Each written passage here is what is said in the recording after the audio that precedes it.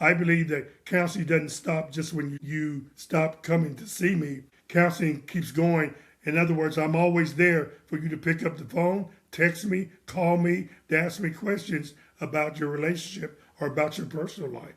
Not that I know the answers, but I'm going to direct you again, let you make the decision, and go from there.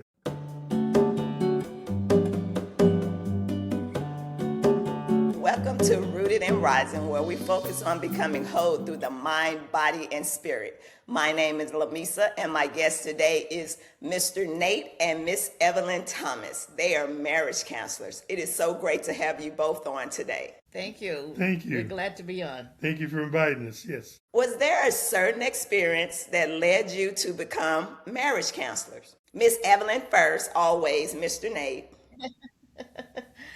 Definitely. Well, I should say there's a series of experiences, starting with our own marriage and our meeting, and as young people in college students, and got married and realized that marriage wasn't all butterflies and and Valentine's, after the fact. And through a series of events and things in our marriage, we realized that we needed discipleship and pass on what had happened for us to pass it on to others. Yeah, I wish it was that neat, like Evelyn just explained it, but it wasn't. We were going through some difficulties. And our difficulties wasn't uh, um, necessarily with each other. It was just like Evelyn was in a part of the country she didn't necessarily like to be, wasn't interested in being in. She's away from her family that uh, she knew, and so we were having those type of problems. There was a situation where we decided, you know what, we need some help. We need to go back to church. Through college, we hit and miss church, things like that. So when we went back and listening to the sermons and the teaching, it just a light went on. It's like God gave us enlightenment, and the more they talked about relationships, the more I realized that my relationship was dysfunctional. It wasn't gonna give us the joy or the happiness that we needed unless we changed something. And so that's kind of how we got involved. So, how has your understanding of relationship evolved over the years? Well, over the years, like I said, when we got married, we were right out of college. We were college kids, and we had not experienced, life per se. When we were dating and when we met each other, we were in that carefree life, no worries, going to college, going to classes, and dating and going to the movie. Just a really what you would call a good life, best life. And then we graduated. And all of a sudden, we graduated. He's from Indiana, and I'm from here in Texas. And we looked at each other and say, okay, now we've graduated. Now what? So we got to be adults now. So we said, okay, well, we know we're in love, so we're gonna get married. So then he didn't get a job here in Texas, so he ends up going back to Indiana, and I was still here in Texas. He came back during the Christmas holidays, and we got married, and then I had to go to Indiana. I had to leave Texas. After we got kind of settled and back there in that part of the country, I knew I was totally homesick. And it wasn't the butterflies and it wasn't love that we thought we had when we were kids in college dating. It was real life. And so we didn't know how to deal with that. We didn't know how to handle that. But God stepped in and led us to a church where we, finally got some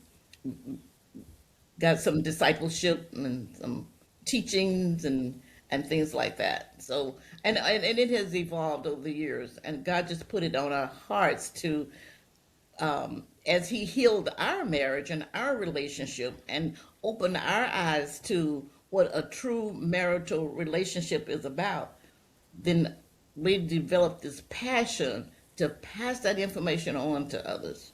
If we could help, if there's a way that I can help another couple, another person, another, marriage, then that became a passion for us. Yes, we use the word evolved, but really was a transformation, knowledge and understanding. We both are readers, and so as we got more and more into the Word of God, and we started reading marriage books, we started sitting under uh, people who taught us and discipleshiped us. It just changed. First of all, it changed us. Let me talk about me. It changed me, and then I realized that it was about me more so than it was about Evelyn from the position I was looking from. And so that's been the transformation over the years and still transforms. It's amazing. Oh man, I can name off 20 books that I think every couple needs to read. But don't just read them, understand them and apply them. It's the thing that changes you, that changes your relationship. You deserve a break, and we have the answer. It's the Feed Your Soul Wellness Retreat in Hot Springs, Arkansas, April 29th through May 3rd, 2026. We've designed this retreat for you to unplug, detox, reconnect, and restore the mind, body, and soul. With a guided excursions and designated free time, you will head back home rested, connected, and redirected, giving you the energy you need to make the best of 2026. Click the link below. We can't wait to retreat with you. So how many years have you been married? We've been married 53 years. As of December 29th, years. 2025. 53 years. What are some common issues that married couples come to you for? Basically, when they fill out the intake form, and the first thing that the majority of them have on there is communication. We want to learn how to communicate. Communication is a big, big component. And what we realize is that as we start teaching and counseling and talking to people, and you know what, I want to divert a little bit. We use the word counseling, but I use that word hesitantly because so many people are scared of the word counseling. They're afraid. When you say counseling, they want to run away. Oh, there's nothing wrong with me. Our marriage is great. It is not necessarily that I'm trying to get into your head, anything like that. It's just, and that's not what counseling is. So many people have the misconception of counseling. So I'd rather say teaching or discipling or mentoring or walking with you or just being your friend, just to impart some of the information and some of the things, some of the blessings that the Lord has given me. He's given me the ability to pass that on to you. So to go back to your question, that is the communication. People lack communication, proper communication. They don't know how to speak for yourself. So many people want to look at their spouse and say, well, I'm not happy or I'm not getting fulfillment because you did this, because you did that.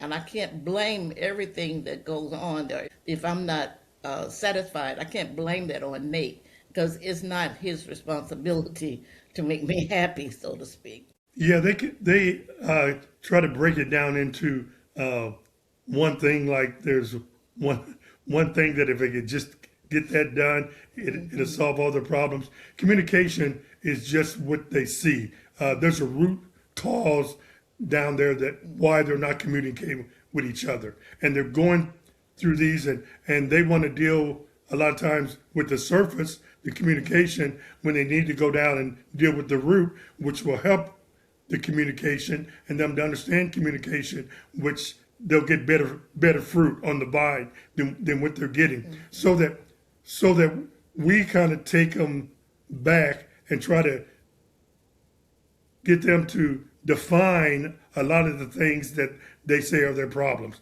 Like they say communication, we say define communication for us before we go any further. Define what you mean by communications.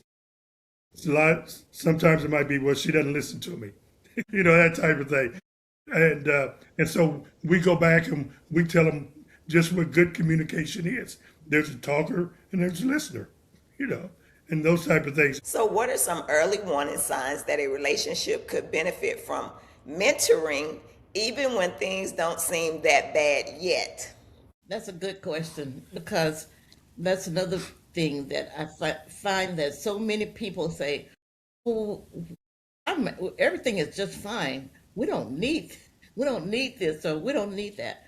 But when you find yourself in getting in your own little quarters or your own little corners of your mind and said, "Now, why did he do that? He's getting on my last nerve.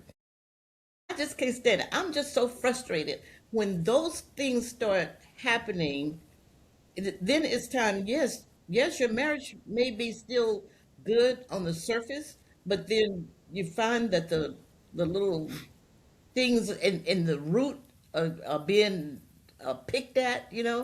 And before you know it, if you're not careful, before you know it, they will explode. Those are some warning signs that maybe you need to stop and take a look at your relationship. And when you find yourself saying, "Well, this is just normal. He gets on my nerves," or all the time. I don't know why he does it this way or why he does that. Then those are some warning signs that you could avoid it erupting into something bigger if you take care of it in the beginning. Yeah, those warning signs.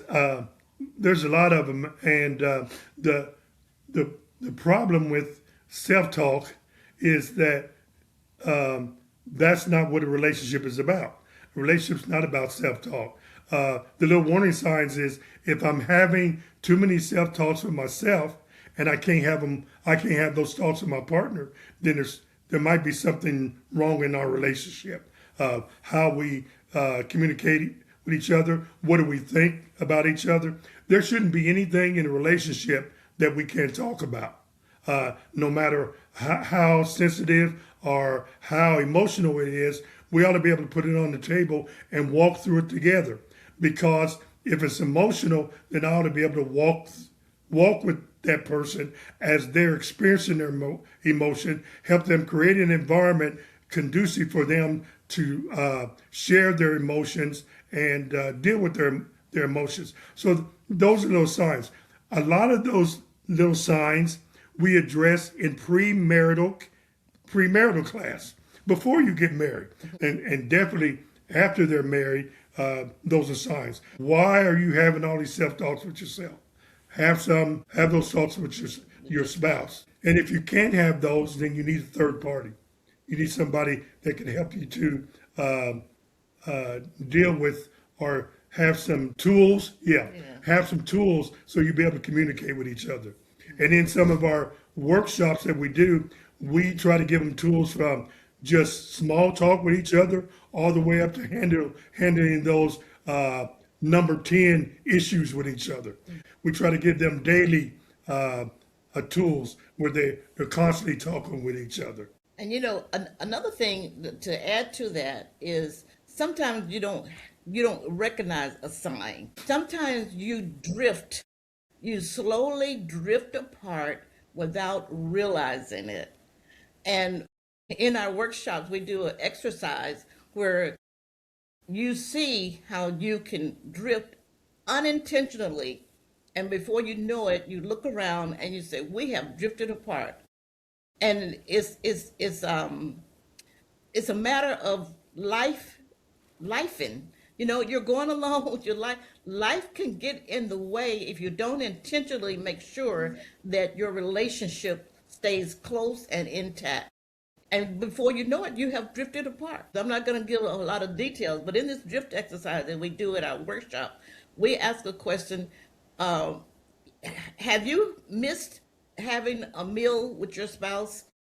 In the last week or two, if you missed 2 or 3 meals with your spouse, sometimes it's necessary. You don't get a chance to have a meal together because so those are things. Those are life events that happen that can cause you to just drift apart unintentionally, and we need to be aware of those things. And the human tendency is to blame the other person, or look and see what the other person has done to get them where they are, instead of taking the blame for themselves.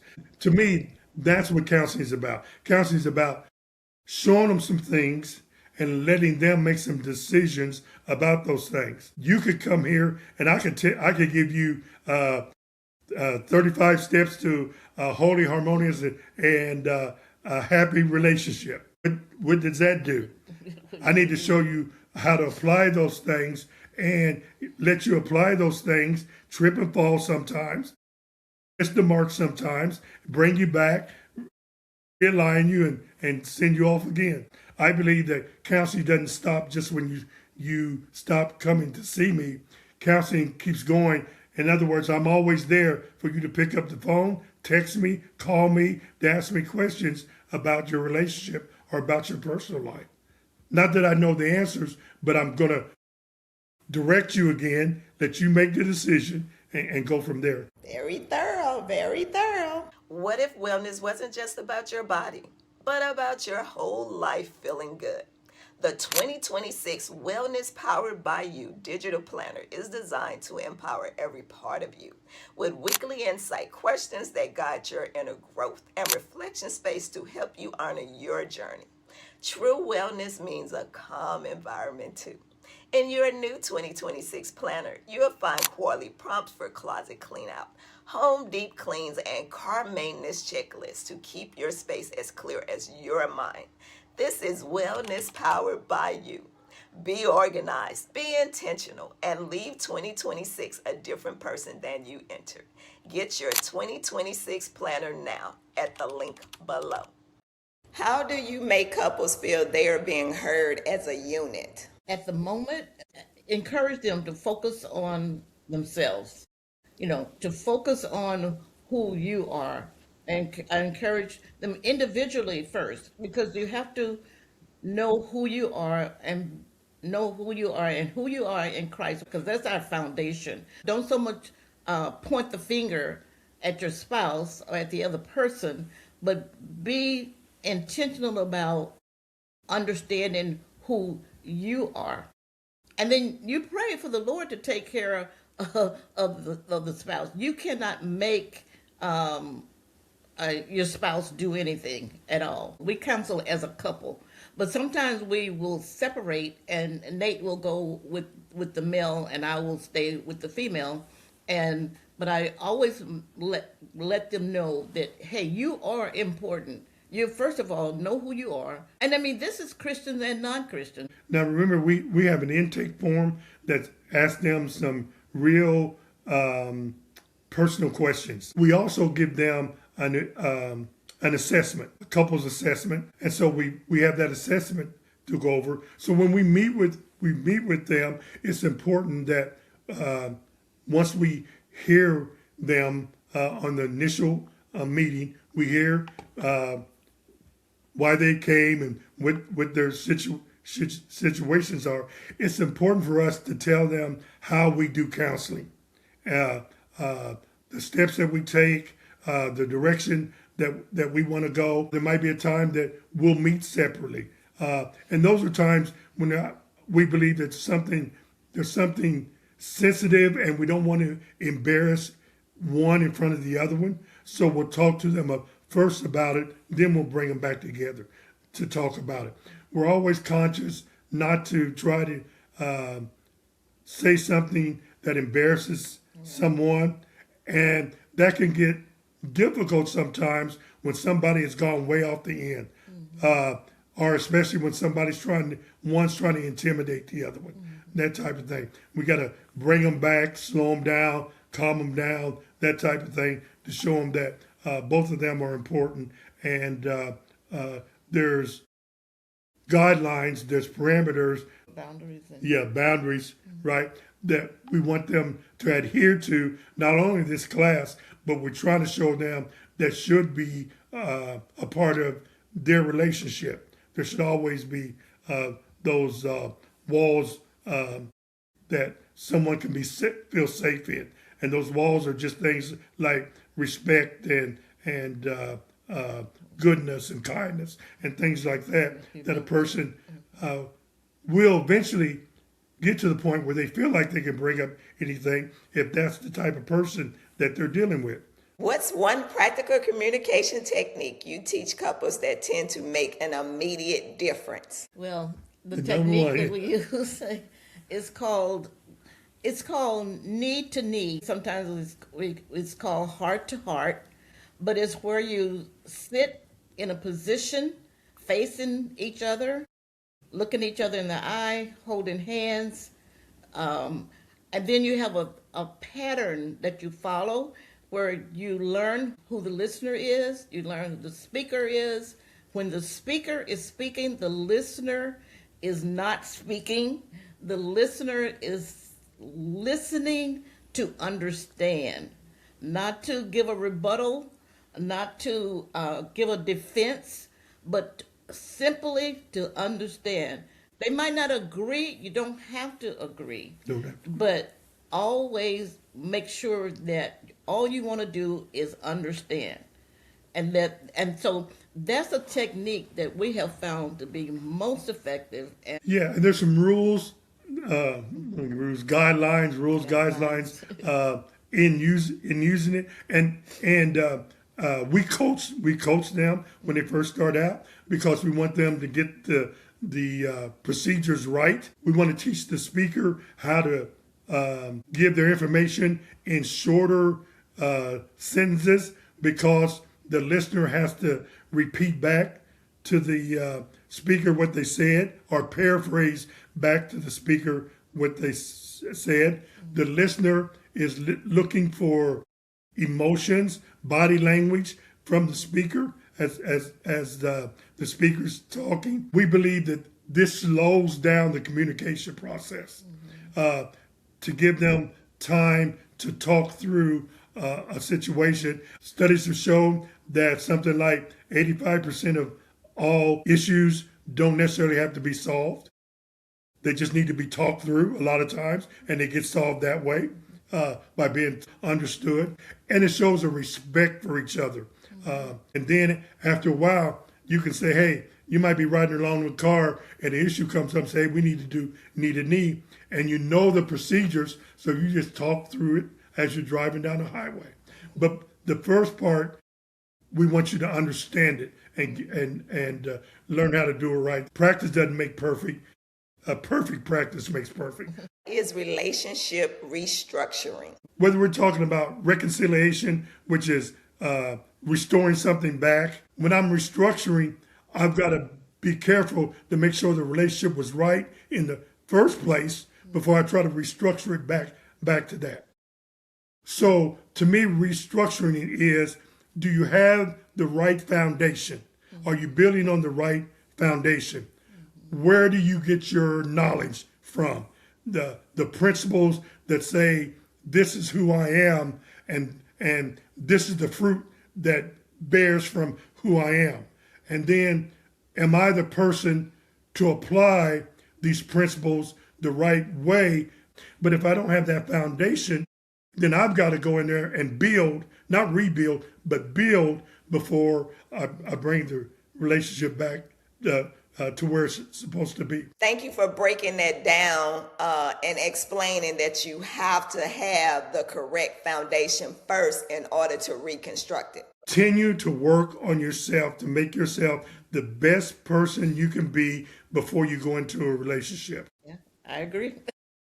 That's very good. Make sure that you're taking